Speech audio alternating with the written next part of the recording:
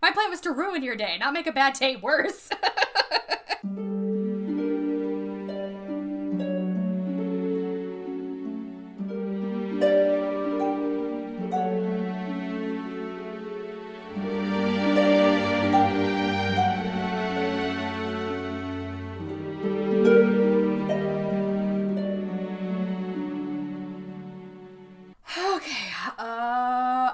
Do the intro then. Okay. Hi, everybody. You're listening to The Triad, where we're spooky but sensitive. I'm Shannon. I'm Shelby. I'm Hannah. Okay. Do we have any announcements? No. I guess not. Okay. Okay. This is the last episode we have coming out in October, so it's the end of our, like, spooky adjacent topics.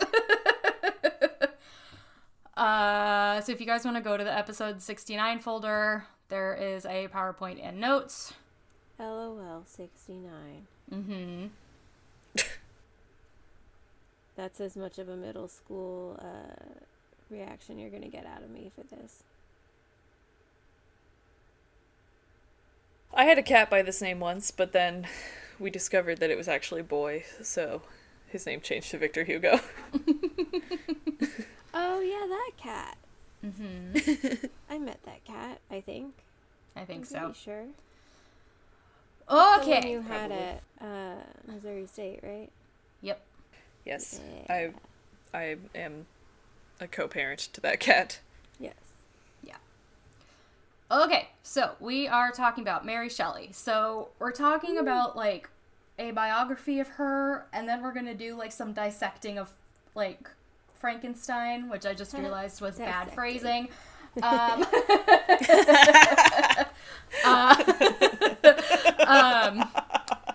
how did you not catch that? I don't know. I really didn't mean that. That was great, though. That's like a Hannah tired and about to cry that was the funniest thing. Well, this should be a fun episode then. Die. Yeah. I'm look at knitting things while we're doing this so that I don't burst Hannah's into had tears. a rough day. Yeah. I had a really hard day. Yeah. Okay. So, my sources, a bunch of Wikipedia. Like, so much Wikipedia. A BBC article, a New Yorker article, Den of Geek article, and then something for The Guardian that I forgot to give a link for. So. Hey, so it's on The Guardian. That's all they need to know. Well, I used those last two for the 3-page rant that I added at the end of this thing. So they don't need it, though. Yeah, they don't need it. That's so, fine. we are going to go, obviously, in chronological order. So, early life. She was born as Mary Wollstonecraft Godwin in London on August 30th, 1797. So if you can go to slide 2, her parents are on the left. Mary Wollstonecraft. That's literally my next line. Ah. So, her parents are on the left here. She is on the right here. So yeah, her mother was Mary Wollstonecraft, who was a feminist writer and philosopher. Get it, girl. That's pretty much the only detail we're going into with her, because she could be her own episode. Because I could talk about her forever. Yeah. So but I won't. She already had a daughter who was, her name was Fanny Imlay. So this daughter was illegitimate, which that term isn't used anymore, but it's correct for the time. And her father was an American named Gilbert Imlay, which is just a terrible name. Yes. So yeah, Mary had an older half-sister. Her father was William Godwin, he was a writer and a journalist and kind of also a philosopher. And Mary was his first child. So Mary's mother died of, I can't fucking say this word, puerperal fever. I had to Google that, and I can't, there's too many R's. A few days after Mary was born. It was also called childbed fever. A lot of women got sick with it after having their children. It was often caused by unsanitary medical practices following childbirth. In this particular instance, I think it was because her doctor removed the placenta in pieces without washing his hands. Ugh. Yeah. And apparently it was also often seen when the doctor went straight from an autopsy to assisting in a birth. So, Yeah. So, yeah, Hey, her mother gang. died when she was only a few days old. Wash your Wait, hands. wait, please, that and just thank you. that just registered in my head, those words that you Yeah. said. Yeah. Oh my god. Yeah, I'm not saying that happened here, but it was common that that was the case. So. I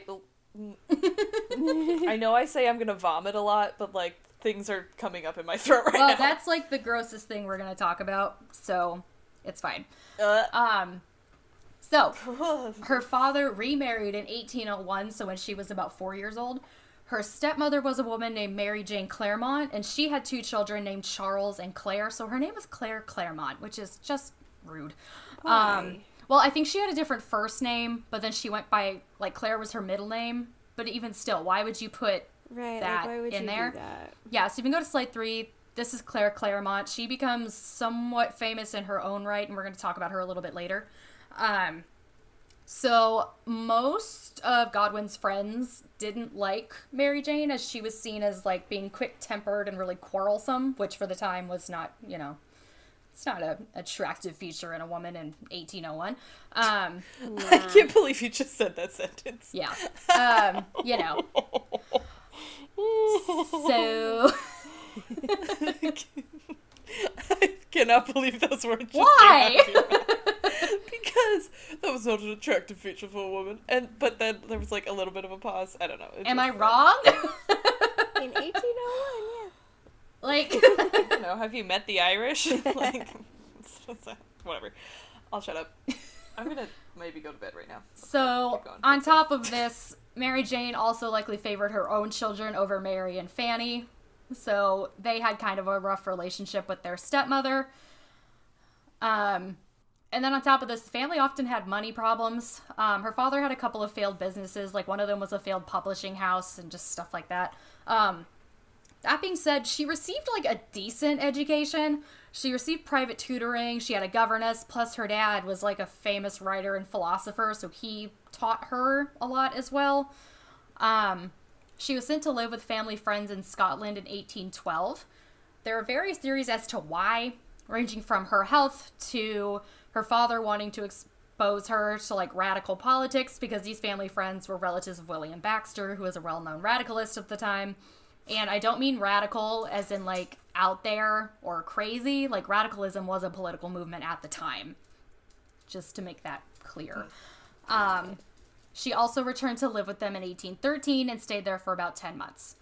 So, it's probably between these 2 stays in Scotland that she meets Percy Shelley. So now we're going to talk about Percy Shelley.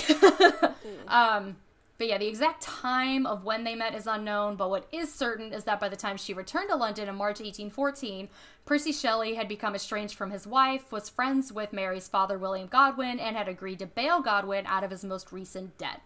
So before we move on the timeline, we're going to talk about Percy Shelley. So if we can go to slide 4, this is Percy Shelley. Oh, Percy by Shelley. It's Bish. Little... I looked up a Bish? pronunciation. Then It's Bish. why the fuck is it spelled with a Y? I don't know. But his name is I'm Percy upset. Bysshe Shelley, which I have, That's like, stupid. a pet That's not how- peeve with people. It's not, like, anyone's fault, but when people's first name and then their last name start with the same letter, so it same sound, so it sounds just like one long name. And here it's his middle name, but it would be Bish. It's Bysshe Shelley. Bysshe Shelley. It bugs me. I don't know why. It's just a pet peeve thing that I have. So, That's very specific. I know, it just bothers me because then to me, like, you have to work harder to say the person's name because you have to, like, actively put a pause in there because otherwise it sounds like you're saying one long thing. I don't know. I don't know. Like, can you give us an example? Well, Bysshe Shelley is one of them. Okay, I mean, so, like... okay, the couple from Hometown on HGTV, their names are Ben and Aaron Napier. Aaron Napier. Ben Napier. Like, you have to actively put a space in between. Well, you can do it the British way and or the New England way and just put an ER at the end of any name that ends in a vowel and then is followed by another vowel. Okay, did So their instead names of start saying- with a vowel? I'm telling you, if this... Shannon, I'm trying to if this happens, you can say, instead of, like, Hannah and Emma, they would say Hannah and Emma. I'm just letting you know. Okay, but that doesn't solve the Ben and Aaron Napier problem. Okay, then I'll just go kill myself. I don't know what to tell you. That doesn't help. I'm just over it. Anyway, his name is Percy Bysshe Shelley, which is a terrible name. He was born on August 4th, 1792, to a family in the English nobility. So his father's title was Sir. Percy never inherited this title, which we will get into. He's probably most famous for being a poet. He was very well educated, although he was expelled from Oxford after he authored a pamphlet that argued for atheism, because that's not allowed at the time. He eloped with a girl named Harriet Westbrook on August 28th, 1811, and I did say girl because she was 16. He was 21, which, like, that's normal for the time, but, like, nowadays, it's like, I don't like that. And then I would like to note here, Percy had a philosophical objection to marriage and was a hoe. And I don't mean hoe, like, in a pejorative way. I mean it just in a factual way.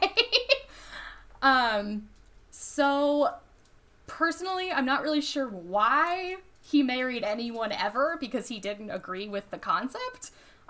With Harriet specifically, he was under severe emotional strain during his courtship with Harriet, and that may have influenced his decision to marry her. So there was conflict with his family, bitterness over a previous failed romance, and an unfounded belief that he was suffering from a fatal illness.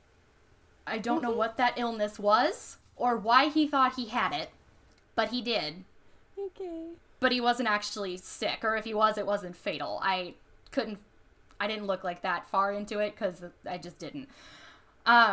So, following the elopement, their fathers both cut them off financially. Which Percy's father's only problem with this was that Percy had married beneath him, because Harriet's family was not from the nobility. He didn't care that his son eloped. He cared that his son eloped with a commoner. That was the problem. God, because how he's dare British. he. Yeah, because he's British. Yeah. Yeah, so they moved around England for a while, which that becomes, like, the core of Mary Shelley's life as well, is they just move around a lot. At one point, Percy's friend Thomas Jefferson Hogg had moved in with them, and Harriet later told Percy that he had tried to seduce her while Percy had been away. While this was happening, Percy was having an affair with a 28-year-old unmarried schoolteacher named Elizabeth Hitchener, and he later described her as his second self and basically his soulmate. So that was fun for Harriet. I fucking hate poets. Yeah. God, they're so annoying. Yeah. Yeah. Oh, I'm sorry. Just everything you're saying about him. Just No, he sucks. To all my poet friends, you know what I mean. Yeah. You know what I mean. Yeah. You know what I mean. I'm a published poet. It's stupid. Yeah. Well, and like, so annoying. I don't have a problem with people being non-monogamous as long as everyone involved is That's aware not my of what's issue. going The on. issue is like, you messed up yourself. Yeah. Yeah, okay. Fuck off. He's very... just a hoe. He is a hoe. In this point, we are using it judgmentally. Normally not, but in this instance, yes. So No. Like, Love I don't love, but, care like, if he's you're a a hoe if everybody is show. on board and on the same page and okay Yeah. with it, okay? Like, And that's not the issue. I You don't can know do that whatever you want with Harriet... your own body, but, like, Yeah. not at the detriment of other people. Yeah, and like, I don't know if Harriet was on board with this plan. I couldn't find anything that said whether or not she was, so I don't know. Yeah. But yeah, anyway, he began corresponding with William Godwin in about 1811, because William Godwin was like a relatively famous writer and philosopher. Percy admired his works and asked for his advice and his kind of guidance in writing his own works. Both Harriet and Percy's fathers reinstated their allowances sometime in 1811, and they planned to go to Ireland. This is a quote from Wikipedia. Their departure for Ireland was precipitated by increasing hostility towards the Shelley household from their landlord and neighbors, who were alarmed by Shelley's scientific experiments, pistol shooting, and radical political views. So. Okay. Okay, but you only get to pick one of those. Yeah. So, they were only in Ireland. They weren't in Ireland for very long, and they returned to England in 1812, so only like a year later. So Elizabeth Hitchener, his soulmate, joined the household when they moved into Devon in England. But they had they all had a falling out several months later, and she ended up leaving the household. Wait, so she was there while Harriet was there. Uh-huh. So I don't know what capacity she was in the house for. I'm assuming that Harriet was fully aware why Elizabeth was in the house, because Percy never tried to hide any of this. He was very open about the fact that he was having affairs constantly, all the time. Can I just jump ahead to my favorite part of this story and, like, tell you my favorite meme in the world? Yes. It's relevant. My favorite meme in the world is this, like, text post thing from Tumblr that said, the only reason that Mary Shelley wrote Frankenstein was because she was tired of having threesomes with Percy Shelley and Lord Byron. And it's so fucking true. She's just like, God, these guys are so stupid. I'm just like a 16-year-old girl and I need to do something. Yeah. And so she wrote Frankenstein. Anyway. Oh, man. Yeah. Yeah. Yeah. Harriet gave birth to their first daughter, Eliza Ianthe, I think is how you pronounce that, on June, which again, like, why are you doing this to your children? On June 23rd, 1813. It's just, it comes across as being pretentious because you're very, very British. Like, Percy and Harriet are very, very British people. Yeah. And it just comes across, it just, to me, is just another example of Percy being annoying. I just don't like Percy Shelley. I mean, that is fair. Yeah, so the relationship between Harriet and Percy was rapidly deteriorating at this point. What a shock.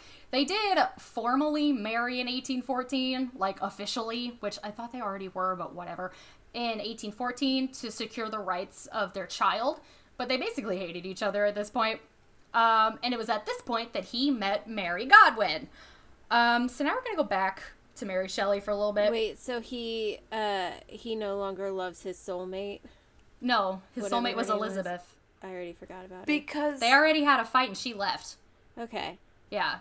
This is his wife. Because Very poets good soulmate. go too hard and too fast into things. Yeah. Especially love. Looking at you, all my poets, you know I'm right. And it never works out because just, like, pump the brakes, friend. Okay, Nope. so Gotta go fast. Gotta go fast. yeah. Back to Mary for a little bit. So, remember how I said Percy had promised to pay off Godwin's debts? Yes. Yeah, that was a lie. Percy course it had was. radical economic views that had caused his father to cut him off financially again, so he was unable to help Godwin, but it took him several months for him to tell him that, and that whole time he was basically stringing Godwin along.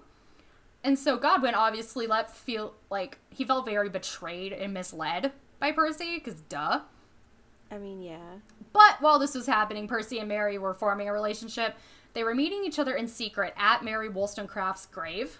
Mary had often gone there while she was growing up. That is the most I goth forgot thing. about that. That might not be love true. Mary We're Shelley. talking about it in a minute. It might not be true. Yeah, No, it's but, totally like, true. So, Oh, They she's were so goth goth little- and I love her. okay. She had often gone to her mother's grave when she was growing up because it helped her feel closer to her mother. So that in and of itself wasn't weird for her. Mary and Percy, I don't know how we know this. Mary and Percy declared their love for each other on June 26th, 1814. Again, I don't know how we know Because he was this. a poet. Because he was a poet and he wrote about it probably in his diary. He's like, "Dear Probably. diary, I mean, today we she declared our probably love wrote for it in each her other." journal as well, because she also kept a journal. And it's speculated that on or around this day, Mary lost her virginity to Percy, and it is traditionally believed that this happened at her mother's grave. Again, we don't know if that's true or not. That's just what is traditionally believed.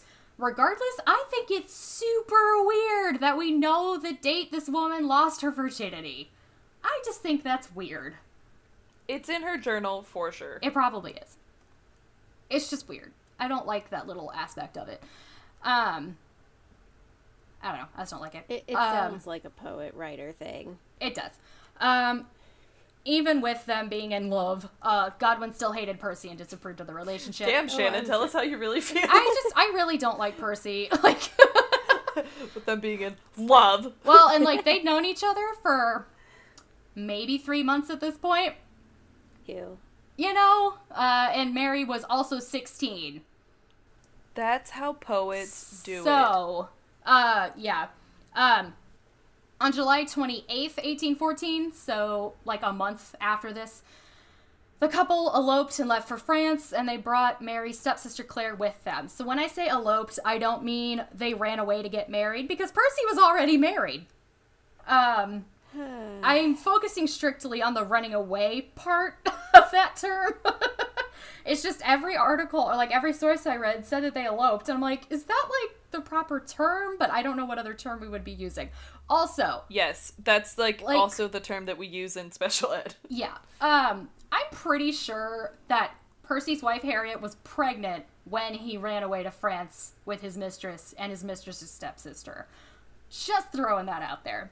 So, this dude's a gem. Yeah. So they then traveled around Europe for a while.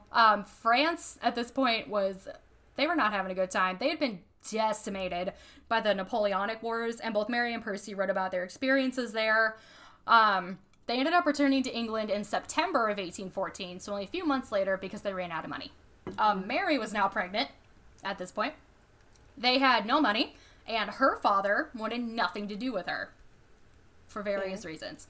So they moved with Claire into like a lodging house, and they were basically just doing what starving artists do. They keep producing their works, they entertain their friends, stuff like that. They get drunk and have threesomes. Yeah, they dodge creditors, all that. Typical writer behavior. Yeah, typical writer behavior. Mary did not have an easy pregnancy. She was sick a lot. And then Percy's actual wife had their son in late 1814, which he was thrilled about. And that caused Mary some emotional distress. Gee, I wonder why. Yeah, and then on top of that, Percy was very openly having an affair with Mary's stepsister, Claire. Oh. So I bring this up a few times. Intellectually, Mary believed in, I don't know if polyamory is the right term because that did not exist at the time. They called it free love. Like, so she was like, intellectually, she was cool with people in romantic partnerships having partnerships with other people. In practice, she was not okay with that. Well, with Percy. Being okay with other people doing it is not the same as, like, your partner doing it. Yeah, it was just, again, all these sources were like, she believed in free love. And I'm like, did she though? 'Cause, like, okay, but, like, I'm okay with other people being polyamorous, but, like, I don't like to share. Well, no, so. she would literally say, like, in our own relationship, I am okay with you doing this. But then, like, privately, she would be like, Percy's cheating on me. And it's like, okay, but which one is it? You can't have both. Okay, but is she saying that because she wants to keep Percy around? Because she's so in love or whatever. What was your question? You were cutting out. So is she just saying that she's okay with it because she knows that's what Percy wants to hear, and she's just so in love with him that she's just gonna, like, give him what he wants, even though she's not actually okay with it? I don't know. Well, yeah, I mean, I don't know. I'm just saying that, like, that's an option because a lot of people do that. I don't know. I'm just saying, she states multiple times that even in her own relationships, she's cool with it, but then in practice, she isn't. Also, as far as I know, she never had a romantic relationship outside of her marriage. There's no evidence to actually support that.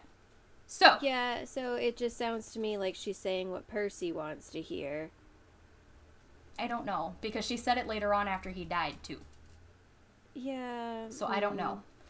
Anyway, whatever. While she was upset, she became closer with Percy's friend, Hogg. It's speculated that Percy was trying to set the two of them up, but Mary wasn't on board with that. And then one scholar speculates that they did have an affair, but I don't know what evidence he used to support that, and since it's only the one dude, I'm not really sure about that.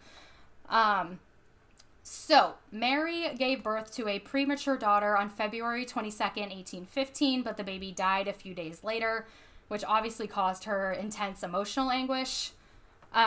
Sometime that year, Percy's grandfather died and left him a decent amount of money, which allowed the couple to live more comfortably, and she gave birth to a second child, William, on January 24th, 1816.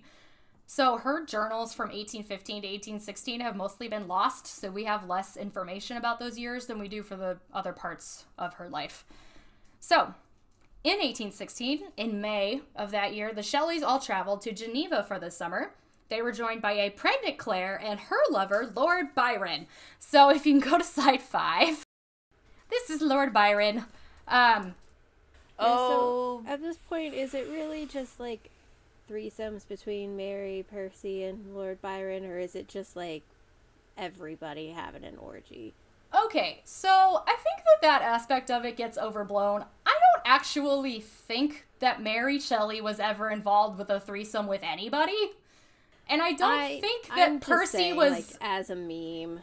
Yeah, and I don't think that Percy was not straight. So, I don't think so. Yeah. Yeah. Percy's got a lot of lovers here. Yeah, which we're a gonna... lot who are related to each other. Yeah. They're all women, though. You know, yeah. So, Lord Byron, on the other hand, was probably bisexual. No, Lord Byron fucked everyone in the, everyone in continental Europe. Like... Yes. So, he also was a poet and a leading figure of the Romantic movement, and he's most known for being a hoe. He had several affairs with high-ranking women. He also had an incestuous relationship with his half-sister. They hadn't grown up together, not that that excuses it, just giving it context. And he may have had a child with her. She did have a child. We just don't actually know who the child's father is. It's speculated it was Byron. It may have been somebody else. Barf. Okay. Yeah. Did you guys ever watch Doctor Who and or Torchwood? Yes. Yes. I know. You know that? He looks like Captain Jack. Yeah. Like, he is Captain Jack. He is Captain Jack. He is Captain Jack. Except Captain Jack fucked the galaxy. But, Yeah. you know. And then the actor who played him turned out to be a creep, so that's fun. Oh, really? Yeah. Oh, I don't know anything. He exposed himself on set multiple times. He said it was to break the tension before a nude scene, but, like, it's... no, that's not cool. It's weird. So... That's not breaking tension. That's making people uncomfortable. Exactly. So. That's making tension. Right, yeah, like, no. 1816. This is relevant, I promise. It's known as the year without a summer. So the year before, Mount Tambora in what is now Indonesia had erupted, and the eruption was so huge it caused a volcanic winter, which carried over into the summer. Basically, there was so much ash and other volcanic shit in the air that it caused temperatures to drop globally. Yeah. Summer temperatures in Europe that year were the coldest on record between the years 1766 and 2000. And just as an example, it was so cold in western Switzerland in the summer of 1816 that an ice dam formed below part of a Swiss glacier. Like, it was fucking freezing. This resulted in major food shortages across the northern hemisphere.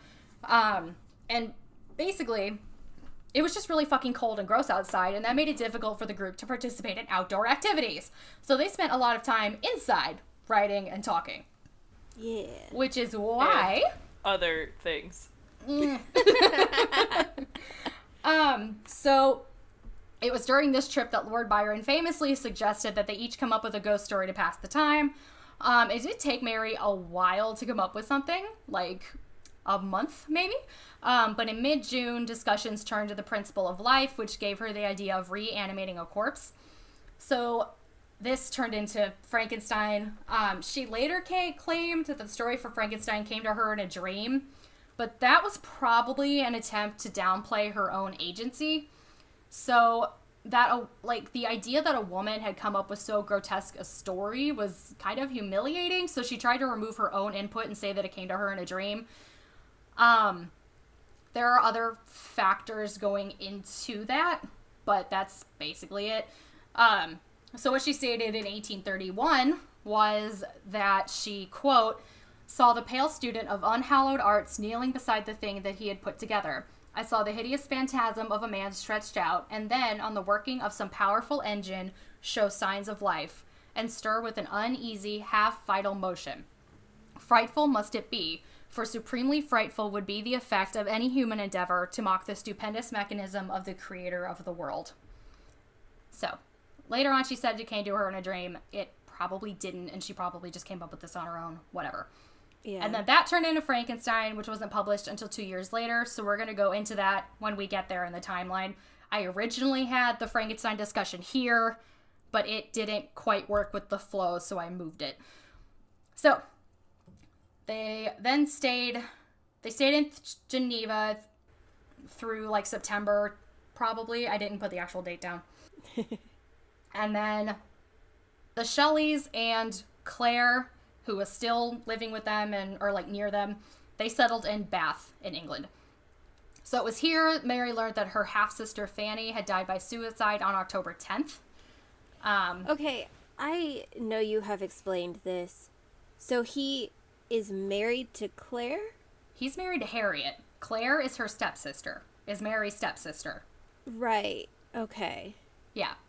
But then he's also having an affair with Claire, or he was. I don't know if they still are at the time.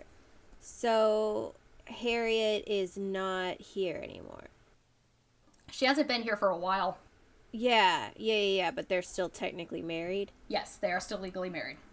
Okay, there was too many people there for a hot second, and I got confused on who was who. Okay, I'm tracking again.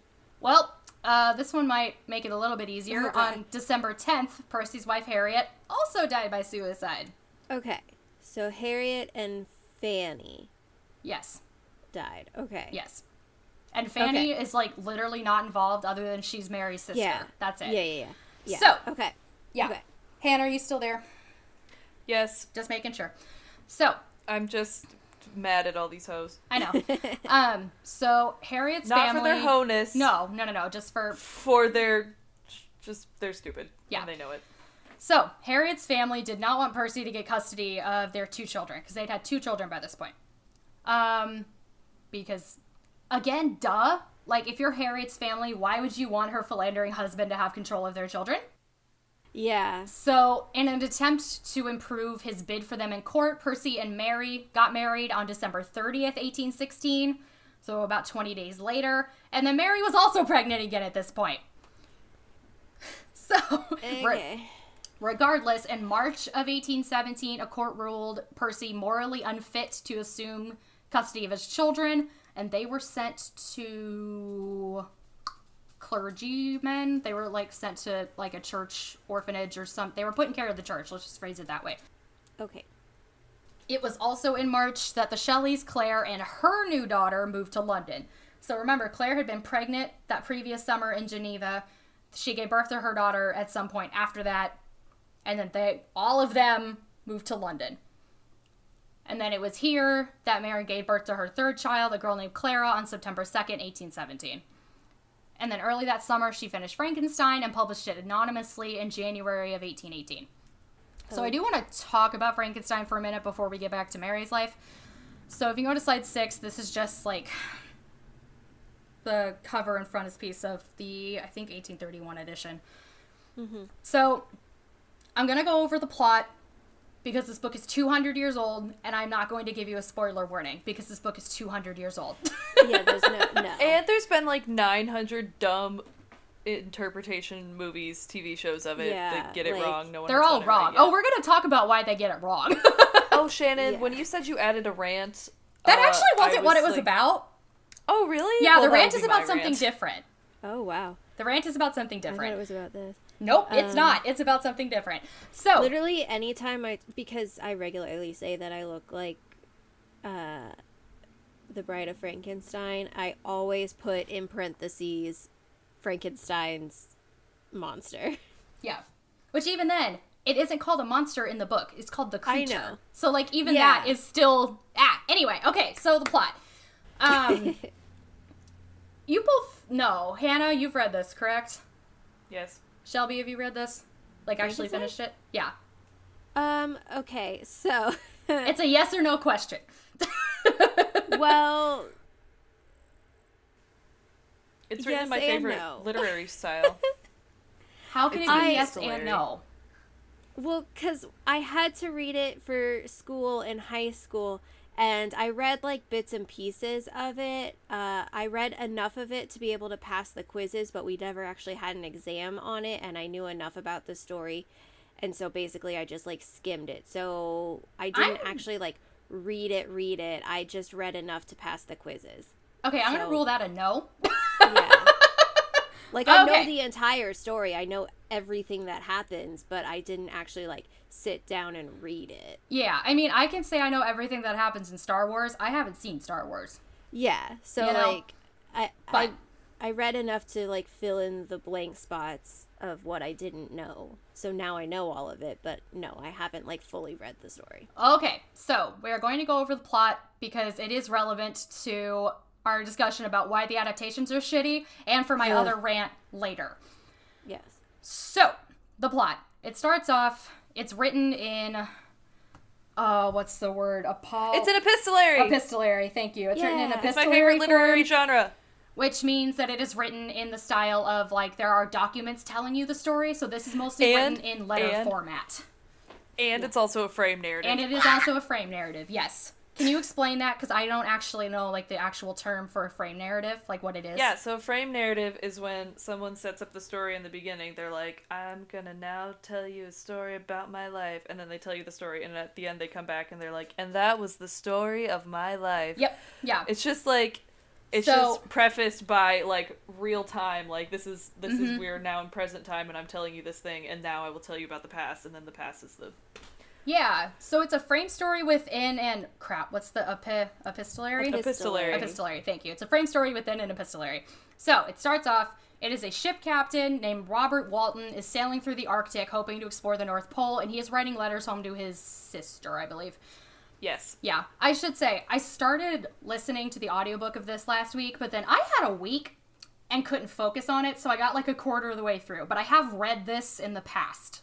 It's just been a minute, and then I got like a quarter of the way through. My brain was like, hey, we're not gonna do Frankenstein right now. Just couldn't do it.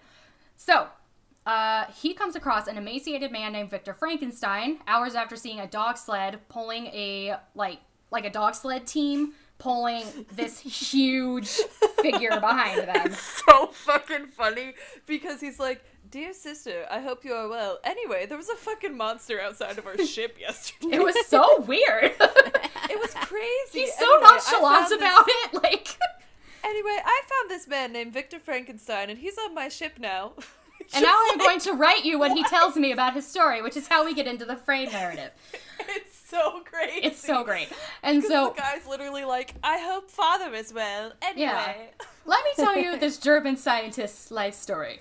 So, Victor then tells Walton his life story and explains that he is a scientist who had discovered a previously unknown element of life which he used to reanimate a human body. Mary Shelley does not actually explain how Victor was able to reanimate a human body. She does not. And everyone's like, let's use lightning. And it's like, yeah. No! Yeah. Not, she didn't even tell us. Electricity is not involved. I mean, it might be. She didn't say.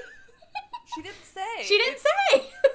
She just said it literally was he found this previously unknown element of life and he was able to harness it and use it to reanimate this corpse. And that's it. She was like, I'm not a scientist, I don't know this shit, but like, here you go. Basically. But what she does say is that, like, he, like, mixes vials and shit, and everyone's like, no, electricity. It's electricity. We're doing electricity. Put in electricity. Well, because electricity is more dramatic. In film, at least. Yeah, that's kind of the problem with all of the adaptations, is that they change things to make it more dramatic for film. Anyway, so, when he reanimated this body, it was made out of parts of several corpses, and it was like 8 feet tall, and he explains that basically it was too hard to get all the little tiny fiddly bits okay on like a normal-sized human, so he had to make it bigger to make it easier for him to get all the fiddly bits together correctly. You know, all those, like the veins and all that nonsense. Yeah, all that Victor tried to make the body's features beautiful, but upon animation, the creature was just absolutely hideous. Victor was repulsed and fled, and it took him 4 months to recover from the shock of what he had done. He literally had a fever for 4 months. Yes, he had a fever for 4 months. I have to lie down in my castle. So it was so ugly. Yeah. So as he's recovering, he learns that his brother had been murdered in Geneva, where his family was living. He gets there, finds out his brother was murdered, and is able to figure out that it was the creature who murdered his brother.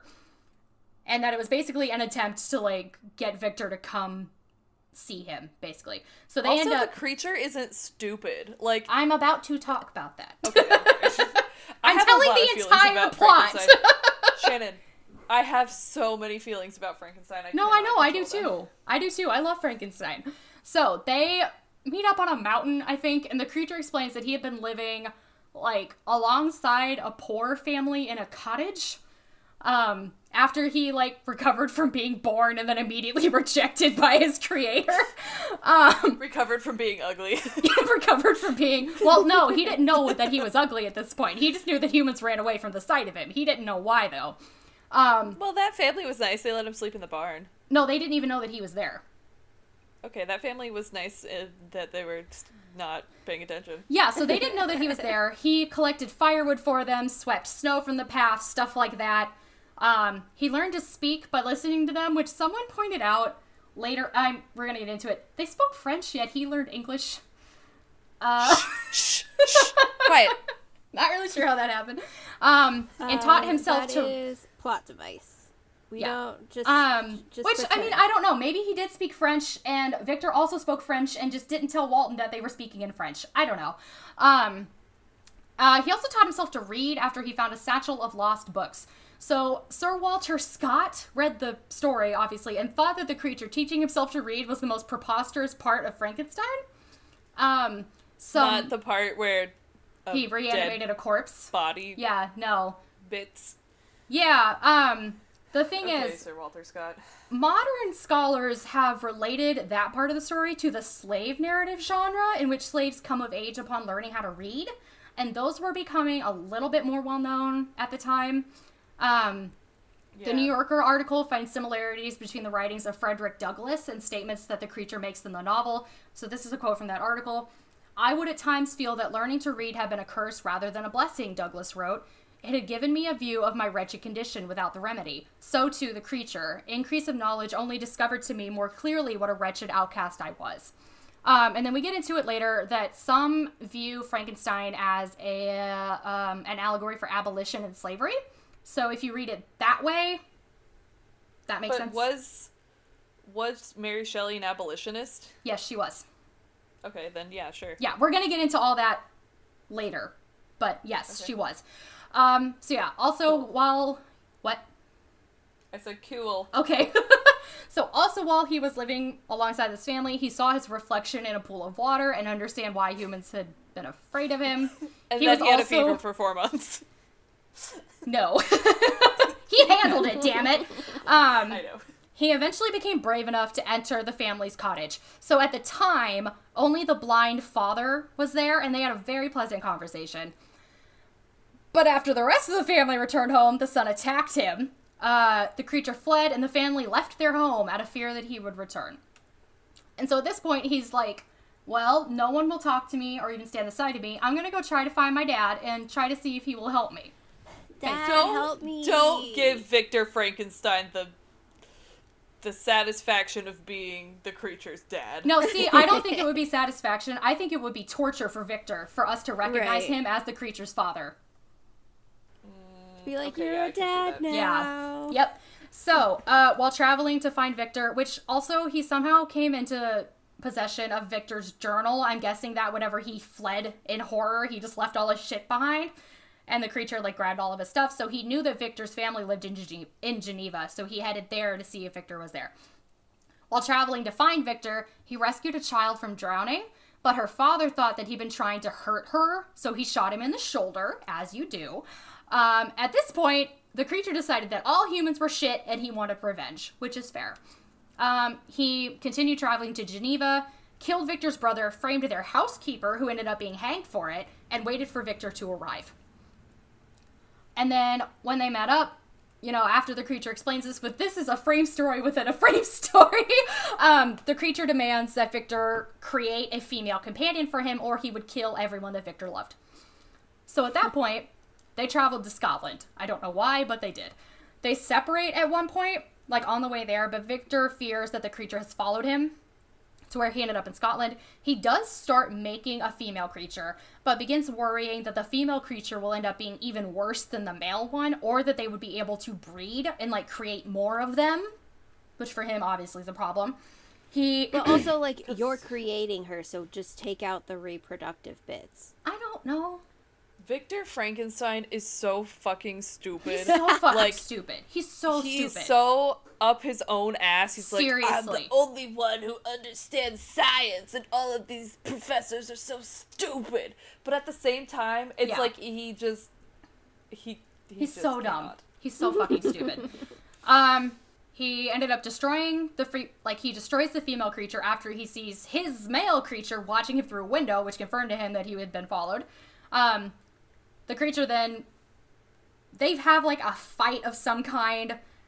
Victor is able to get away. As he's running away, the creature threatens that he will be with Victor on his wedding night, which can be taken in more than one way, but he means in a bad way. That's literally what he says. No, I know. Yeah, I know. And so Victor sails out to sea to dispose of his medical instruments. He falls asleep, gets caught in a windstorm, and is blown away to Ireland. So Ireland, the second he steps foot on shore, he is arrested for the murder of his best friend. Because his best friend had been murdered. The creature had actually done it, but was able to kind of hint, like, through the actual act that Victor had done it. Victor has another mental breakdown, but is eventually proven innocent. After he's released... Victor has so many mental breakdowns. He does. So after he's released, he returns home to his father and his foster sister and fiancée, Elizabeth. Like, they've known each other since they were children. They were raised as, like, not quite siblings, but it's just... But pretty much. He is really disturbingly possessive of her. Like, he says, like, when we took her in, my mother said, we got you a sister. And so he took that as, she is mine. And it's just, like, it's so weird. There was like some weird shit going on with writers of that era, or like a little bit beyond that, because have you ever yeah, Shannon, you read The Professor? Yeah. That shit is creepy. Yeah, it's like, just, I don't know why people are so gung-ho Charlotte to marry Bronte their book. siblings, but here we are. It's not really about marrying your sibling in that one specifically, but it's like really weird. He's like so possessive and creepy. It's Like so one of our possessive. friends wrote a paper about how what was I don't remember the characters' names. Anthony's paper about? No, it was about how the man was like a what's the word when you like want to like dominate someone? Domineering? No. Do you mean in a sexual way? Yes. Dominatrix is the female version. I don't actually know what the male version is. I don't know. It was like it's that same concept though. Yeah, it's that concept, but it was like with the two main characters. Well, with the man and his student. Yeah, Ooh, yeah, it's weird. Also, so like their whole relationship. So in the 1818 version of the text, they're actually like blood cousins, and then for whatever reason, the 1831 version has a bunch of edits, which we'll talk about a little bit later. And in that one, she's an orphan who's adopted by the family, and I don't know which one's worse. Either way, they're engaged. So, Victor and Elizabeth marry, which, like, why would you get married if you knew that someone was going to come murder you and or your wife on your wedding night? But whatever. So, they get married, and then that night, Victor, like, starts roaming the grounds of whatever house they're in looking for the creature, and the creature sneaks into the house and strangles Elizabeth. Which, how do you miss an 8-foot-tall humanoid being? Like, I mean, come on. So, Victor tries to shoot him. Maybe she was on some sleeping pills. No. Victor tries to shoot him, but he misses, and the creature escapes. Victor's father is severely weakened by the shock of Elizabeth's death because she's basically his daughter, and he dies a few days later. So now Victor his entire family is dead because his mother had died whenever he was a child, which had actually inspired him to look for a way to, like, reverse death, which I probably should have mentioned earlier, but whatever. And his best friend had been killed. So, seeking revenge, he starts, like, following the creature, and the creature just kind of winds around Europe and, like, Russia, which I know Russia's part of Europe. I just wanted to differentiate it. And then they end up at the North Pole, where Victor becomes weak from exhaustion and hypothermia and is rescued by Captain Walton. And at this point, we come back to the present, and Captain Walton takes up the narrative. So, the ship is stuck in pack ice, and the decision is made to head south once it breaks up. Victor doesn't want to do this, because he wants to kill the creature, but he doesn't really have a choice. It ends up not mattering. Literally not your boat, Victor. Yeah, exactly. It ends up not mattering because he dies shortly after the ice breaks up. His last words are to Captain Walton, telling him to seek happiness and tranquility and avoid ambition, which is bleak. And the captain's like, okay. And then Walton... Anyway, dear Margaret. Yeah, Walton then discovers the creature on his ship, mourning Victor's death. The creature explains that Victor's death has not brought him peace, but that his crimes have made him even more miserable than Victor ever was. He then vows to kill himself and drifts away on an ice raft. And that is the end of Frankenstein. It's the most depressing book. It is. I love it so much, though. So, we're going to do a little bit of literary interpretation here. So, most people, see the novel as a story of what happens when a man tries to have a child without a woman. So many believe this was heavily influenced by the loss of Mary's infant daughter and her own ideas about feminism. So she, quote, celebrated the feminine affections and compassion associated with the family and suggested that civil society will fail without them. And that's from Wikipedia. So basically, she is centering women's role as one of domesticity and being in the home, which nowadays is really regressive, but at the time was really progressive because she's saying, like, that role is insanely important. And without it, our society will collapse because at the time, that wasn't the thought. You know, at the time it was women don't deserve anything ever and they suck. So there's that. Others see it as an existential question. So, like, we were not asked to be born, and once we are here, what's our purpose? And then kind of... get esoteric. Yeah, and then kind of with that, so this is from that BBC article. Guillermo del Toro actually described Frankenstein as the quintessential teenage book, explaining it as, quote, you were brought to this world by people that don't care for you, and you are thrown into a world of pain and suffering and tears and hunger. It's an amazing book written by a teenage girl. It's mind-blowing, end quote. So...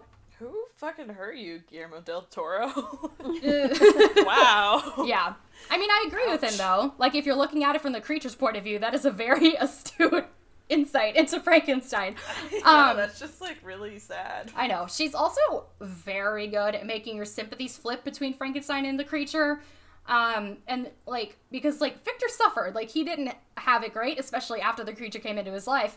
But the creature suffered more due to Victor's actions, which, again, can be seen as an example of what happens when men try to create life on their own.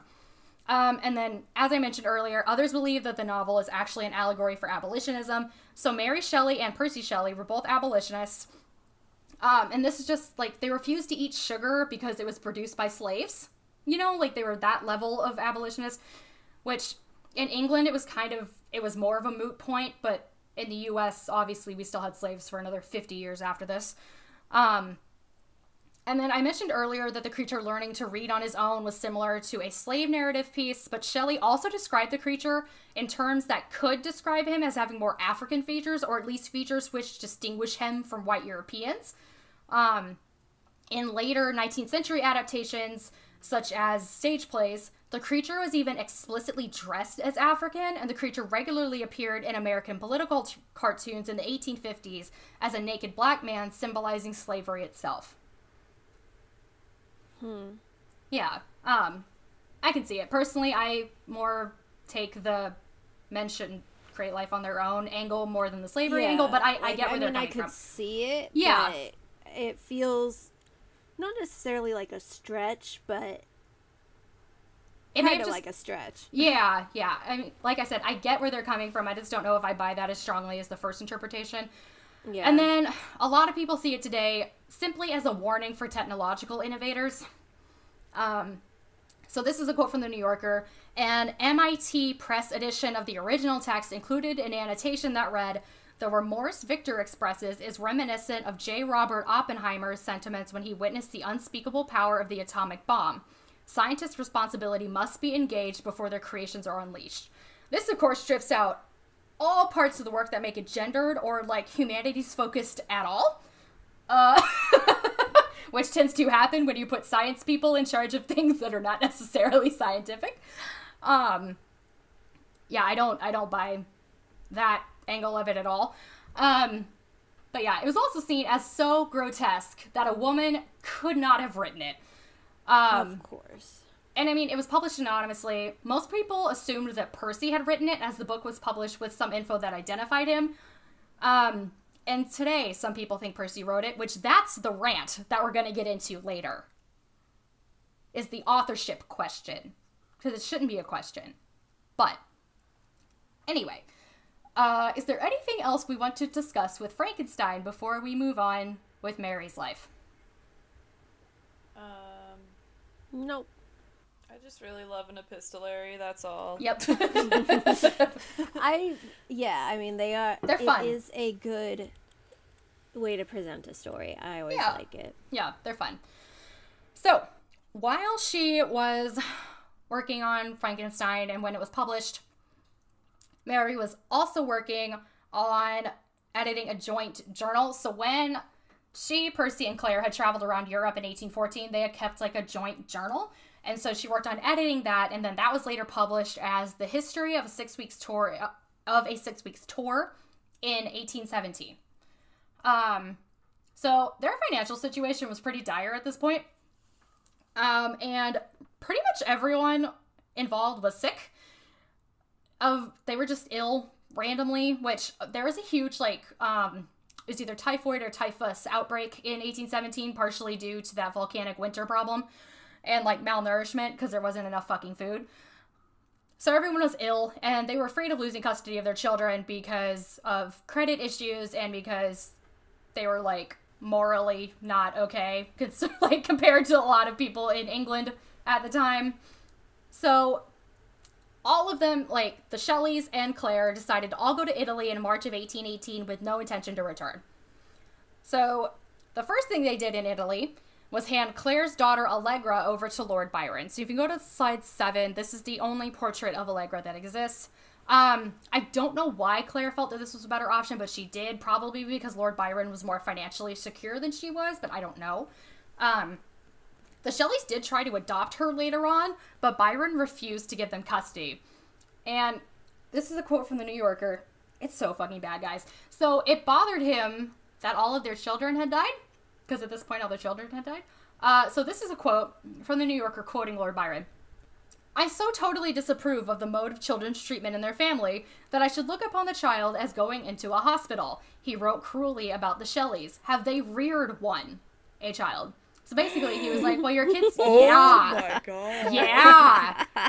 Wow. Yeah.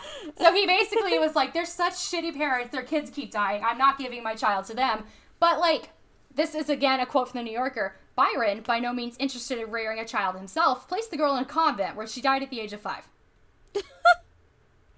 I'm not laughing at her fate. No. I apologize for that. But Lord Byron being they're so dramatic. So Shayna, I'm really disappointed in the picture that you chose for Lord Byron, because there are so many better ones where he's got his shirt cut down to his navel and is being such a slut. That was just the first one that came up, and that was just the one that I used. I'm gonna send a picture of the one I'm talking about. I'm pretty sure I know what one you're talking about. I'm sure you do. So, anyway, they got to Italy. Allegra left the group. And then they all traveled around Europe and Italy, gathering friends who often went with them. But, as I already said, the Shelleys' 2 children died within a year of each other. So, Clara died of dysentery in September of 1818 at the age of 1, and William died of malaria in June of 1819 at the age of 3. So, these losses obviously left their parents, depressed, and then it hit Mary a lot harder than it hit Percy. Their last child, Percy Florence, was born on November 12th, 1819, and he survived to adulthood. So, just continuing on with that. So, Italy became a great source of inspiration for both Mary and Percy. She wrote 2 novels and 2 plays while she was there. But Mary was often ill and prone to bouts of depression. She had lost 3 of her 4 children. Her father was struggling financially again back in England, although she was attempting to alleviate that with her writings. And Percy was still a major hoe. She always claimed that she didn't think marriage should be an exclusive relationship, but was extremely bothered by Percy's affairs. And then this is just weird, this little situation. In December 1818, the Shelleys traveled with Claire to Naples, where they stayed for about 3 months. And then a couple years later, they found themselves just in a really weird situation. So, former servants of theirs, a couple named Paolo and Elise, I think it's Foggi, it's Italian, I have no fucking idea, accused the Shelleys of covering up the illegitimacy of an infant in the area. So the Foggis revealed that Percy had registered a 2-month-old girl named Elena Adelaide Shelley as his and Mary's, but the Foggis claimed that the baby was actually Claire's, who was unmarried. This whole thing would be a non-issue now, but apparently it was a huge deal at the time. And it, like, was kind of a scandal. Like, I mean, Percy is a walking scandal, so, like, that on its own, like, whatever. But, like, we don't actually know, like, what the fuck happened. So there are a few theories. So, like, this girl did exist, and she did live with the Shelleys. So the theories are Percy may have adopted a local girl.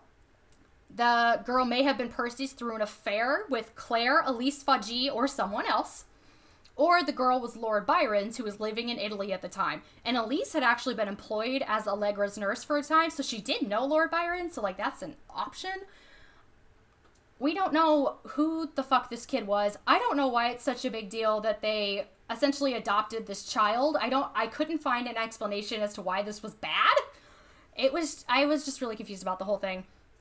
And then regardless, the baby died in June of 1820. So it all became a moot point at the end anyway. I was just very confused about why the fuck this mattered.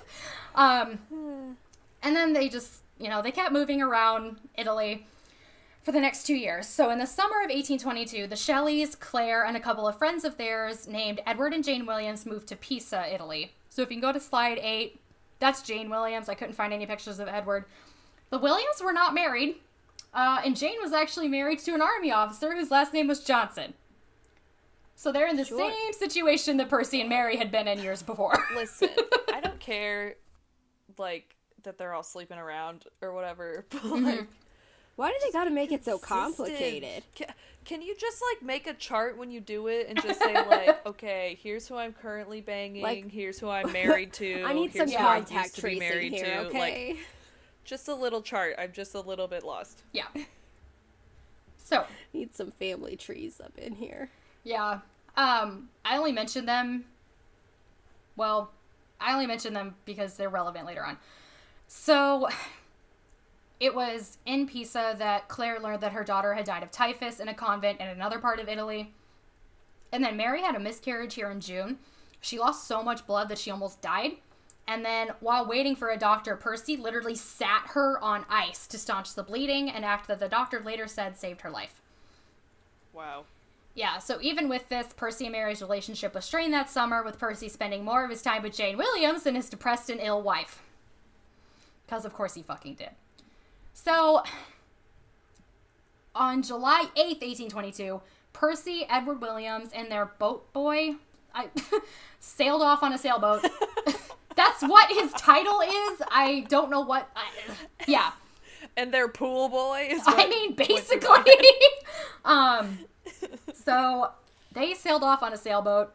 They'd done it before. It wasn't a huge deal. But they ran into a storm. And they didn't come back. And then 10 days later, all 3 of their bodies washed up on the coast. Percy's body was cremated on the beach where it was found. I don't know why. And then if you can go to the next slide, this is an artist rendering of Percy's body being cremated on the beach. I don't know why. Because everyone back then was so fucking dramatic so that the fucking artist was like, oh my god, another artist is dead, I'm gonna capture it forever, let's just set him on fire on the beach. Yeah. I don't think Mary ever saw Percy's body. Not that that's, like, it doesn't, like, matter, but still. And as far as I know, she was not in attendance at the cremation. I'm not really sure. It kind of seemed like just his friends were there, which is also weird. I don't know. But the weirdest part, his heart wouldn't burn. So the theory nowadays is that it had calcified due to an earlier tubercular infection. But either way, his heart wouldn't burn. And so Percy's friends took the heart, gave it to one of the friends and was like, here, give this to Mary. And the friend, like, wouldn't give it to Mary because he was like, I want Percy's heart. And it's like, okay. Eventually he did give it to Mary, though. Oh, but did anyone actually have Percy's heart? So many were in search of it. No one actually had claim of it. Yeah. Oh, it was, Lord. yeah. It was just, it's such a weird... Even in death, he was dramatic. Even in death, yes. So, following Percy's death, Mary obviously still had a son to take care of. She lived in Genoa for a while and hung out with Byron and, like, their other friends. And then she ended up returning to England in July of 1823. So she lived with her father and stepmother for a while, but Percy's father eventually began giving her an allowance to assist in bringing up her son. So if you can go to slide 10, that is his father. So Sir Timothy Shelley had at first agreed to support his grandson, Percy Florence, only if he were handed over to an appointed guardian. Mary Shelley rejected this idea instantly. She managed instead to wring out of Sir Timothy a limited annual allowance, which she had to repay when Percy Florence inherited the estate, but to the end of his days, he refused to meet her in person and dealt with her only through lawyers. And that's a quote from Wikipedia. That man is an egg with a wig. Yes, he is. And not even a full wig. No. Yeah, this is the guy who thought that Percy marrying Harriet was an act, like, so terrible that he cut him off, but only because Harriet was a commoner. So how do you think he felt about his son's mistress? Turned wife, but I'm sure he never saw her as any different. Wifestress. Yeah. Sir Timothy also threatened to stop the allowance if any biography of Percy was ever published because he felt it would tarnish the family name. And, like, Mary had wanted to publish a biography of him to, like, try to keep his name alive and to promote his works. So that was kind of a blow. She ended up finding ways to, like, work around that, which we'll get into later. And then Percy Florence ended up becoming heir to the entire Shelley estate after his half-brother died in 1826, at which point Sir Timothy increased the allowance. And so this is how Percy never inherited the title, was just because he died before his father did. So just moving on with Mary Shelley, she published another novel, The Last Man, in 1826. So if you can go to 11, this is just the front page of The Last Man. So this one's fun. It is a post-apocalyptic dystopian novel set in the late 21st century, and it is one of the first pieces of dystopian fiction ever published. Yeah. So Homegirl invented sci-fi and I know. dystopian future novels. So this is a short... I didn't want to go into the whole plot again. Plus, I haven't read it, so I'm not qualified to actually talk about it. This is a short synopsis from Wikipedia. The narrative concerns Europe in the late 21st century, ravaged by a mysterious pandemic illness that rapidly sweeps across the entire globe, ultimately resulting in the near extinction of humanity. It also includes discussion of the British state as a republic, for which Shelley sat in meetings of the House of Commons to gain insight to the governmental system of the Romantic era. So, I have not read it. People fucking hated this book when it came out, because they didn't like the themes in it. It was too... Basically, it was too morbid for them to handle. It's gotten a bit more recognition since, like, the 1960s, but at the time, critically panned. Everyone fucking hated it.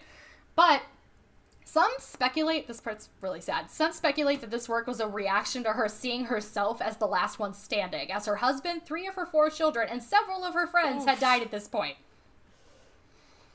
So... And that theme of, like, lastness is very prevalent throughout the novel, and that was one of the themes that society at the time was, like, not cool with. Oh, good lord. There are also 2 characters who are very clearly based on Percy and Lord Byron, both of who had died at this point. And so this was one of the ways that she could immortalize her husband without running afoul of the no biography rule that she was bound to.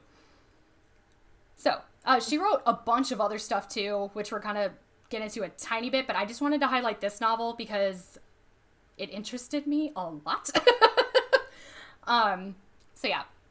The year after this, in 1827, she helped 2 female friends live as husband and wife in France. So, basically, Mary had a friend named Isabel or Isabella Robinson. I saw both. I'm going to keep calling her Isabella because that was the one that I saw first. Isabella was pregnant out of wedlock. Mary also had a friend named Mary Diana Dodds, who wrote under a male pseudonym and lived under a male identity of William Sholto Douglas. Excuse me. So it's possible that the two women had been in a romantic relationship and that they already knew each other, but I could not find concrete details on, like, any of this. Like, I don't know if Mary introduced them. I don't know if they had a romantic relationship. I have no idea. I also couldn't find information as to whether Dodds lived as a man out of convenience or because she wanted to be a man. I think it's the former, but I don't know. Anyway, to cover up the illegitimate pregnancy, Mary helped the two obtain false passports that allowed them to travel to Paris as Mr. and Mrs. Douglas. Isabella's daughter was born in Paris after this happened. She was named Adeline Douglas, and when she later married in 1853, she listed Walter Sholto Douglas as her late father. So, I just thought that was interesting. Yes. So between 1827 and 1840, Mary wrote and edited stories prolifically, and by editing, I mean she, like, edited other people's works. In 1830, she sold the copyright for a new edition of Frankenstein, and throughout this time, she championed Percy's works. He's one of those artists who became well-known after he died, and this was largely due to Mary. A publisher approached her in 1838 and proposed publishing a collected works of Percy's. Sir Timothy insisted that it not include a biography, but since Mary was the editor, she was able to find ways around that. She included extensive biographical notes about the poems, which Sir Timothy didn't seem to notice. So she got away with that. Yeah. Yeah. Hannah, you still there? Yes. Okay, just checking. I'm listening. No, you're good. She also found ways to protect women who were disapproved of by society. I already mentioned Mary Diana Dodds. She also assisted a woman named Georgiana Paul, who had been kicked out by her husband after he suspected her of adultery. She never remarried and seems to have never had an actual romantic relationship following Percy's death. She had actually met Washington Irving and an American actor named John Howard Payne in 1826. Payne fell in love with her and asked her to marry him. She rejected him by saying, after being married to one genius, she could only marry another. Oh my god. I love her so much. Payne, Man, like, she's such a badass. I know, Payne was just like, okay, cool, never mind then. He, like, just accepted it. He did try to get Washington Irving to propose to her, but that didn't work. But also, she's Washington so Irving was dramatic, gay. so. Yeah, he super was. Yeah.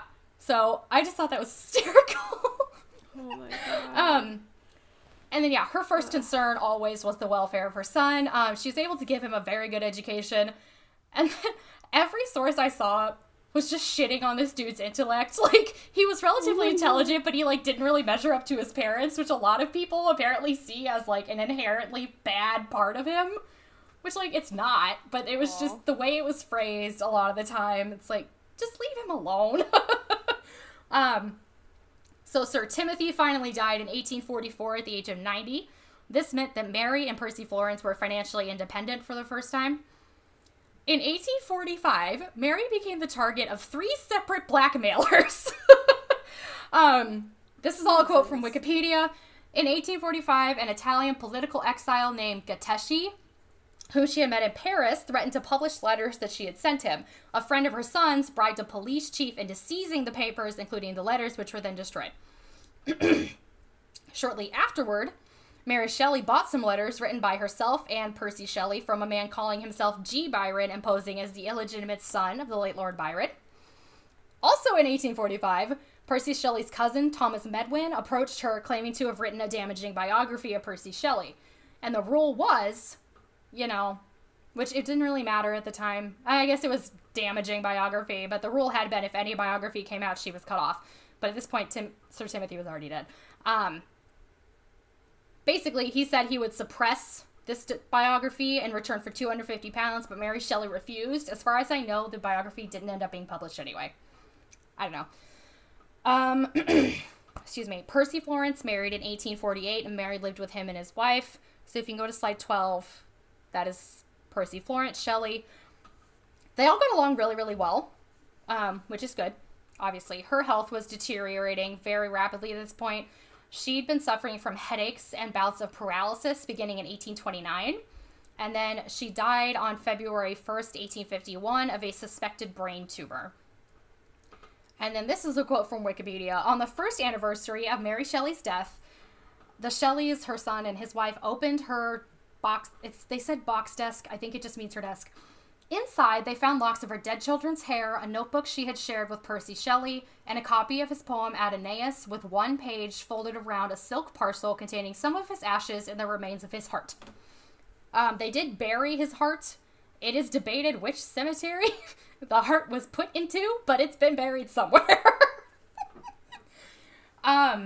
Now we're going to go into the rants that we were going to get into earlier. Yeah. So her most well-known work, obviously, is Frankenstein. If you go to slide 13, this is just a picture of her. I wanted more pictures of her in here.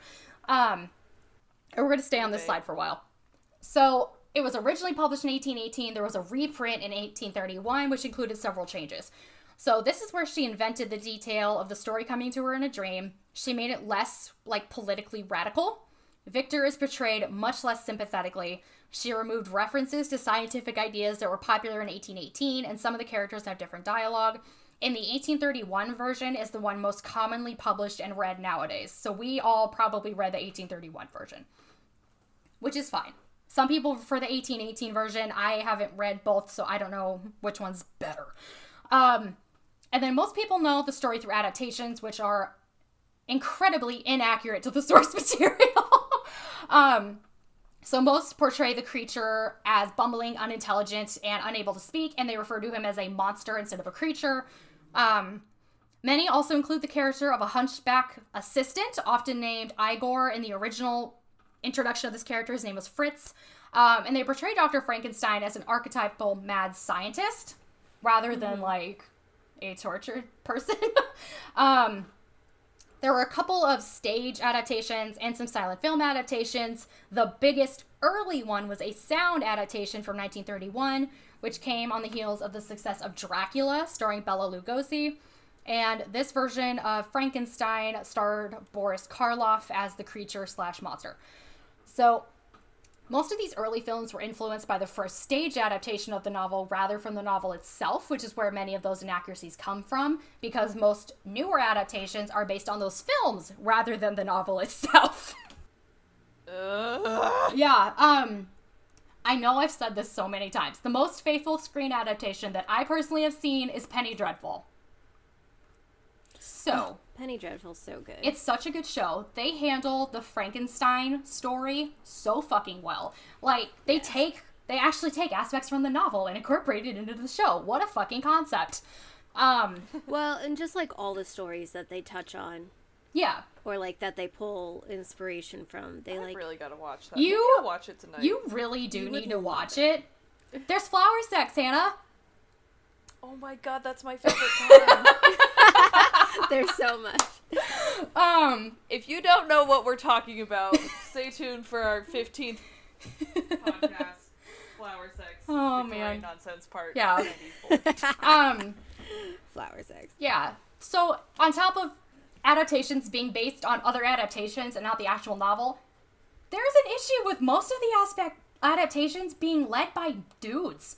So this is from the Den of Geek article. One of the reasons Frankenstein so endures is because of its examination of the arrogance of man and the failings of a world without empathy. A theme that, of course, can be explored by anyone, but one that doesn't seem to get a lot of play in the works undertaken by privileged white men. So, there's that. And I'm so mad right now. I know. To me, having the creature be explicitly labeled as a monster who mindlessly kills really detracts from, the story, the actual story of Frankenstein. 100%. But I'm not in charge of these things. So. Yeah, because you're a woman, and God forbid women be in charge of things. Wow, women can't have anything to do with science fiction. Oh, wait, a woman fucking invented it. Well, it's cool. It's that fine. leads into our next rant, which is the authorship of Frankenstein. So. Oh my god. So. I can't be part of Shannon.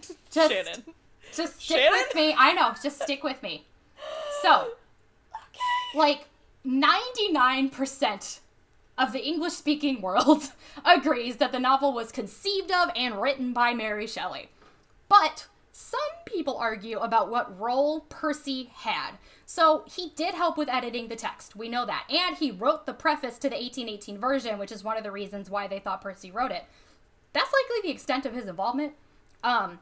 One analysis found that Percy contributed between 4,000 and 6,000 words to the 72,000 word novel, which is basically what a copy editor does. So most people think that is the level of his involvement. But there are some people who don't, because they're sexist assholes. So one of the arguments is that Mary was not well educated enough to write something as grand as Frankenstein. So, oh my god, I know. Fuck off. Which to me, literally, like, education doesn't mean shit. No, it doesn't. And to me, I don't think she was that badly educated. No. Like, she didn't seem like she was that badly educated. So I don't really know where they're coming up with this idea that she wasn't well educated. So some compare it to her other novels, such as The Last Man, which was not well received at the time of publication. But again, that was because of the themes, not because of the writing style or, like, the quality of the writing. And this argument ignores the plethora of other writings she published. She wrote so much shit. Oh my god. So, there's that.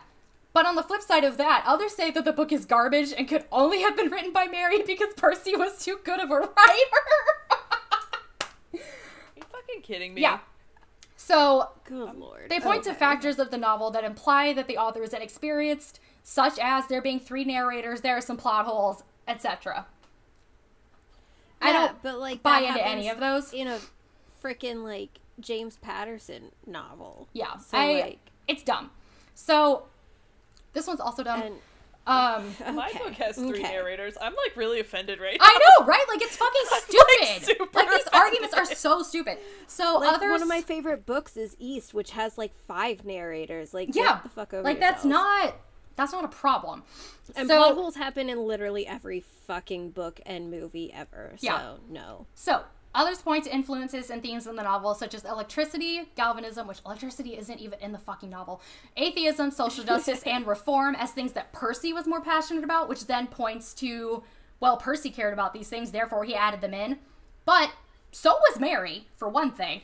And 2, oh my god. Mary's father, William Godwin, was extremely interested in these ideas, which likely would have rubbed off on Mary.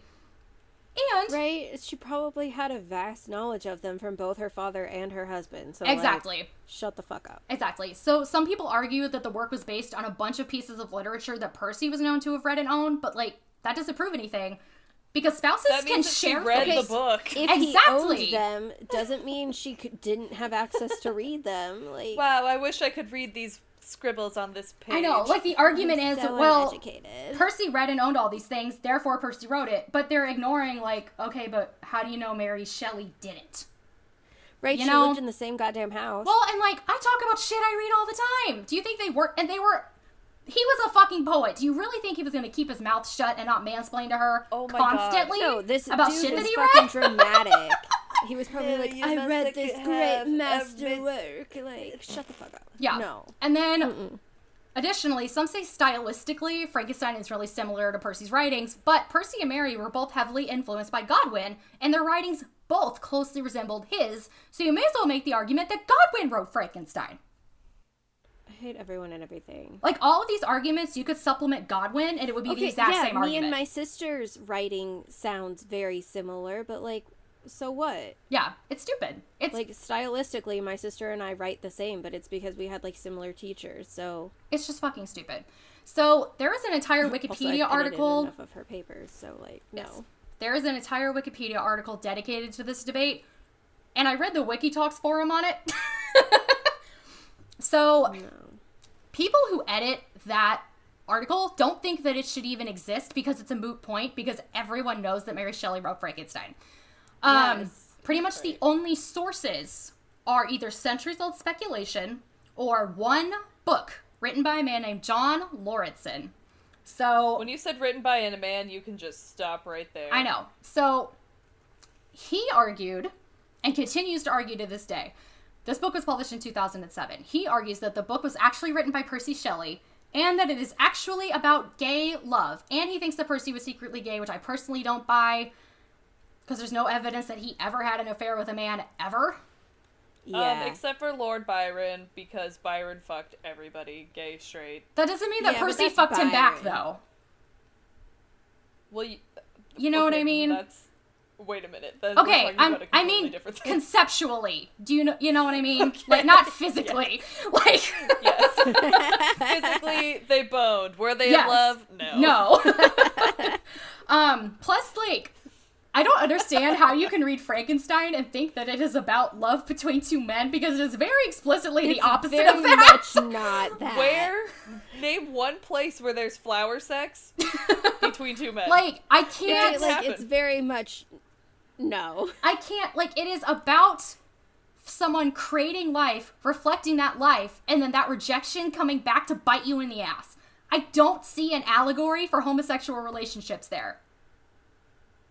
I just don't. There's literally no part where two men, like, even get close to, like, touching each other's hands. Well, not even that. You know There's what I no, mean? like, coded language that could imply that they are gay.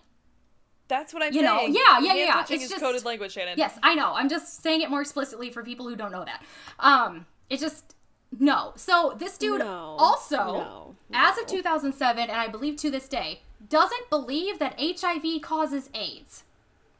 Okay, Yeah, he okay, can so stop you talking. just don't know what the fuck you're talking about. Yeah. I think that we're done with him. No, we're not. We have so much more. So his argument is this. No, I mean, like, we're done. We're done. Yeah. So I'm done. this is a quote from a Guardian article. His argument is this: Frankenstein is a masterpiece. Masterpieces are not written by self-educated girls. Therefore, Frankenstein could not have been written by Mary Shelley. He's also very anti-feminist. I'm going to jump out my window. Yeah. Okay. Let me just. This one was funny. Okay. Okay. He also points to some lines in the book that read more like poetry and say that, like, those have to be from Percy. But they're literally lines and, like, chunks pulled out of Paradise Lost, which was a huge influence on the novel because Mary Shelley... Everybody read Paradise Yeah. Lost. Well, and, I mean... Everybody did. That was, like, it got way more into it than I wanted to get into, but some read Frankenstein as a rejection of the themes in Paradise Lost. So... Everyone there's had that. an opinion on Paradise Lost after it Yeah. was published, and So... it wasn't uncommon for people to steal from each other. Exactly. Like, it's just... Especially from Milton. It's stupid. So, this guy... Obviously, I googled him. I found his Quora profile. Do you guys know what Quora is? Yes. I think so. Okay, so for people who don't, it's kind of like a forum bulletin board kind of thing where you can ask, like, intellectual questions and you will get, like, intellectual answers from users. It's super fucking pretentious. This is his only social media, which, yikes. What the fuck? He spends What a literally dick. all of his time there answering questions about Frankenstein, telling people that Mary Shelley did not write Frankenstein. So I screenshotted a bunch of them. So you can go to slide 14. Why? That is such a waste of your time. I know. So the first one is, does Mary Shelley's other novels contain themes of isolation and melancholy like Frankenstein? His answer, first off, the author of Frankenstein, which the author of Frankenstein was not written by Mary Shelley. Great sentence there, bud. But by her husband, Oh my Percy God. Bysshe Shelley, a great poet, essay writer, novelist, blah, blah, blah. Is Mary Shelley's Frankenstein still a relevant social commentary or just a thriller? Why do you say Mary Shelley's Frankenstein rather than just Frankenstein? Orthodox myth notwithstanding, she was not the author. Oh What? my Slide 15. God. What the fuck? Which one do What I the want? Fuck? What the fuck? Oh, what? Shannon. Yes. Why are you doing this to me? Why are you doing this? Because I had to see it, therefore you have to see it. I God. am going to cry. This is so horrifying. It's terrible. Oh my God, there are 4 slides of this. Yes, Shannon, there are I'm 4 gonna slides kill of this. myself. I Okay, can't. let me just get through a couple more of these. What should you know before reading Frankenstein? Before reading Frankenstein, you should know that the true author is Percy Bysshe Shelley, one of the greatest poets in English. Which, okay. What? Um, Oh my God. the next slide, so slide Wish you 16 could see my face. is I just really wish you could more see what I'm of, doing right now. you know, him saying the author isn't Mary Shelley. The last one, what is the weirdest analysis of Frankenstein? Oh God. Let me just read this, please. Among the weird analyses based on the false belief that Mary Shelley is the author, the dippiest is that Frankenstein is about a man trying to have a baby without a woman. The many feminists who believe this nonsense have no grasp that Frankenstein is a serious novel of ideas about justice and tolerance, among other things. Which, like, no. The true author is Percy Bysshe Shelley, one of our greatest poets, and a great novelist, and a great essayist, and a great translator. These are all N dashes. Yeah, these are all after M dashes. What the Have fuck? no grasp that Frankenstein is a serious novel about justice and tolerance. Like, that was just how I read it. Which, like... From the most intolerant person Yeah. Which, like... ever. Oh my No! God. You hate women so much. Why do you hate women Like, so much? One of the central themes of the book is to not reject your children. Like, no! Anyway. Is it this guy? Is the, like, the one, that picture and that name, is that who it is? Yeah, that's him. Studied at I like Harvard how University. he is, like, studied at Harvard University, graduated in Did you- 1963. Mm-hmm. But it doesn't say that he graduated from Harvard University. It says he studied at Harvard. Yes, it does. It does, Just yeah. gonna point that Yeah. out, friend. Yeah. Yeah, he... Yeah. Also, Yeah. dude. All of this to say, Mary Shelley did write Frankenstein, but probably had a bit of editing help from Percy. The opposite can be said of many of Percy's works, but no one is claiming that Mary Shelley wrote Adonais. Oh god. So, it's... Also, which of those two do you have to read in high school? Think about that. Yeah. I have never once read anything by Percy Shelley I haven't or either. been told that I have to read something by Percy Shelley, but I mean, I've read his poetry. It's yeah, I mean, fine. like, I It's could just have romantic seeked it poetry. out, but, like, it's not on the list for, like, the SAT or anything. Okay, the two non-English majors have never had to read anything by Percy Shelley. Let's phrase it that Here's way. what Yeah. you can glean from Percy Shelley. He writes a lot about, like, the sublime. Like, oh my god, I saw Mount Blanc and I shat my pants and it was great. Yeah. That's really it. Yeah. That's about it. Yeah. Yeah, so, like, every other poet of his time. Yeah. That's what they all wrote about. They're like, oh my god, a bard on the mountain. Ugh! Let's go make out with Lord Byron. Yeah. So, But I'm not in love with him. so even Just Like- his body. even without Frankenstein, which she did write, Mary published a shit ton of stuff. She had several novels, short stories, magazine articles, plays, biographies, and travelogues. So they published a lot of their, like, journals and shit from when they were running around Europe trying to avoid being sent to debtor's prison. Also edited True poets right there. Yeah, also edited a shit ton of stuff, especially stuff that had been written by her husband. And so during her lifetime, she was taken very seriously as a writer. After her death, she was often reduced to Percy Shelley's wife and the author of Frankenstein. And this is due in part to her son. So after she died, her son and his wife tried to, like, Victorianize her memory. And so they edited certain biographical documents that led readers to a more conventional, less radical version of her. And then commentary by contemporaries also tended to downplay her radicalism. Disgusting. A full-length scholarly biography of her was not published until 1989. But through the republication of her works in the late 20th and early 21st century, she is now considered to be a major Romantic era figure. And that is all I have on Mary Shelley. Cool. If I had to be mad, you have to be mad. Shannon, I came into this conversation mad. That's true, you did. Yeah. You are... Okay, but I didn't know that was going to happen. I know. My plan was to ruin your day, not make a bad day worse.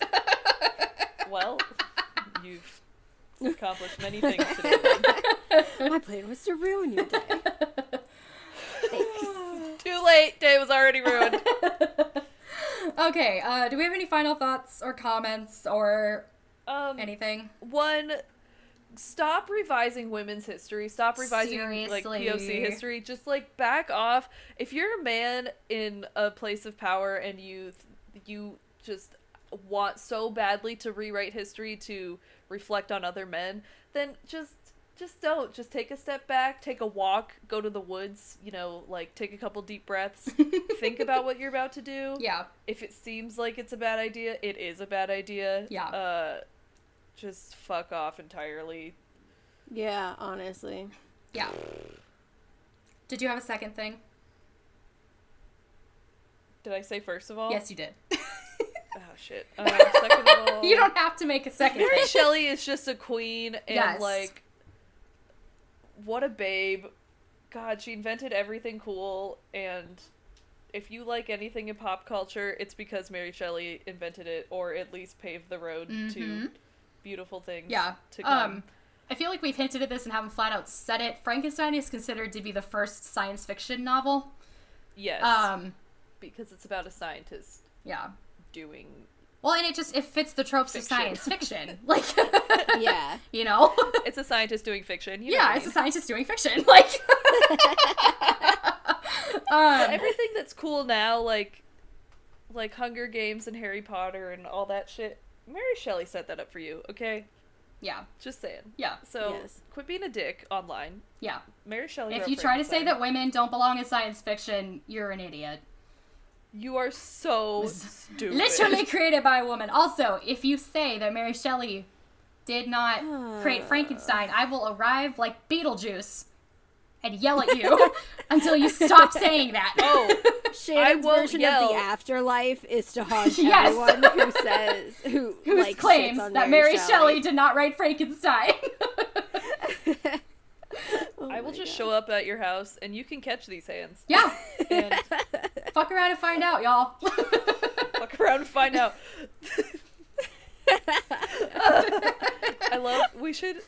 Can we, like, make pins or jackets or buttons or something that just say, like, Mary Shelley Defense Force or something? We Defense should. League. Yes. The Mary Shelley Defense League. Because I will gonna defend make this them. woman. Well, and plus, like, I left a lot of this out. She's, like, a very, like, progressive, reform-minded person. And she tried to do a lot to help people who were at a lower position than she was. You know? And so, like, she just seemed like a genuinely, like, not shitty person. Which is hard to do. Like, I'm sure she did stuff that was shitty. But, like, it kind of, like, I don't know. It just seems like, I mean, everybody... She was progressive for her time. Yeah, exactly. She was very progressive And for her listen, time. we will look back on ourselves and say, wow, we were so backwards. Exactly. Blah. Yeah. Yeah, she was very progressive for her time, and, I mean, even her being an abolitionist was maybe not in England so far out there, but still not a very commonly held mindset. And I mean, she helped two women live abroad as a married couple. Like, come on! Love her. Yeah. If that doesn't scream ally, then I get know! out of my face. Yeah. So, yes, we are now the Mary Shelley Defense League. We have jackets. Come join us. It will be fabulous. Fuck around and find out. Yeah. Percy Shelley is not part Percy of Shelley our is not defense. invited to this group. Yeah. And And Lord if you Byron are is invited, here- but he has to sit in the corner with duct tape over his mouth. Yes. Yes, if you want to defend Percy Shelley, then fuck off. Okay. Lord Byron also has to be tied to the chair because his mouth is not Yes, the problem. But not in, like, a sexy way, because he we're would gonna, enjoy like, it. No. It's just, In a like, hostage way. His shirt has yes, to be in a fully hostage buttoned. way. He will be in a, like, what's something? Just, like very bulky robes. Yes. So there's no funny business. Basically, There will Lord be a Byron chalk is line. involved, but not in a kinky way. No, there will be a Not in chalk, kinky way. a box and tape or chalk around his chair, and if he moves out of it, he's getting kicked out of the room. He'll be He's blindfolded. confined to his box. But he'll be allowed to listen to what's going on. Yes. Yes, so wear he a won't dunce have cap. fun. Because he would gladly defend Mary Shelley, but he will do other actions in the process of defending her, and we don't want to be a part of that. Oh, I'll defend her with my dick. You know what? I bet you that Lord Byron had a sword fight with his dick once. He probably did. With another man's dick. Like, I can see this happening. Okay, we should just cover Lord Byron, because we could make an episode out of that. Dude, I'll do it. That can be our VSE. Let's Please Lord do. Byron. We need a goddamn BSE for this month. Yes, let's do it. Okay, cool. Okay. We need to do that like this Get week. to our Patreon, and you can hear us talk about Lord Byron's dick for an hour. It will be the longest BSE. Oh Oh my god, do you and think we could get completely Lania not in on serious this? in any way. You're not going to get like a real history of Lord Byron. It's just going to be all the It's gonna be places a lot of he's back in his day. speculation. I'll read a poem. Yeah. It's Okay, fine. yeah, that's fair. Yeah. Do you think we can get Lania in on this? Yes. Okay. Do you want to be on our podcast? Also, you can only talk about Lord Byron's dick. Thank you. Yeah. Okay, is that everything? I think so. Okay. Sorry, we've been talking about nonsense for like 10 minutes. I'm gonna have to edit it. That's So- fine. No, it's Leave it. good. It's fun. Leave it in. Yeah, I mean, I'm gonna leave it in, but we're very far past the end of the actual story. Yay. Our ending is that we have no ending. Goodbye, everybody. Goodbye. Toodles. Oh shit, I'm like upside down in my chair. Now I have to get up. Thanks for listening to The Triad. Our music is by Scott Buckley. Our audio is recorded by our sound engineers, Craig Bott and Audrey Credo. If you like the show, please rate, review, and subscribe on Apple Podcasts, Spotify, or wherever you get your podcasts. You can also follow us on social media. We're on Instagram, YouTube, and Tumblr as The Triad Podcast. We're also on Patreon as The Triad. Currently, all Patreon funds will go towards the cost of hosting the show. Each tier has its own rewards, but every patron receives our undying gratitude. Do you have comments, questions, or stories? Email us at thetriadpod@gmail.com. And thank you again for listening to The Triad, where we're spooky but sensitive.